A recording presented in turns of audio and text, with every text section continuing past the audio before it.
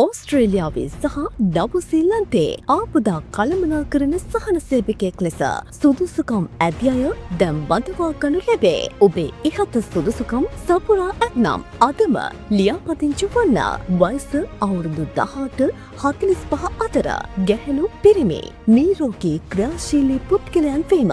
බාහිර ක්‍රියාකාරකම් හා පොදු කටයුතු කාර්යන්වල පෙරමුණගෙන ක්‍රියා කරන්නෙකු වීම.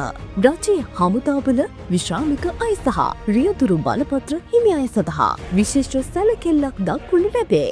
වීසා වර්ගය ස්වේච්ඡා වොලන්ටියර් වළංගු කාලය මාස 9යි. ස්වේච්ඡා සේවකයෙකු ලෙස සේවය කළ යුතුය. දීමනාව නිව්සීලන්ඩ් ඩොලර්ස් 6000 සිට නිව්සීලන්ඩ් ඩොලර්ස් 10000 දක්වා. රුපියල් ලක්ෂ 12 සිට රුපියල් ලක්ෂ 17 දක්වා මාසික දීමනා. වැඩි විස්තර සඳහා මේ සමග ඇති Google ෆෝම් එක පුරවා එවන්න.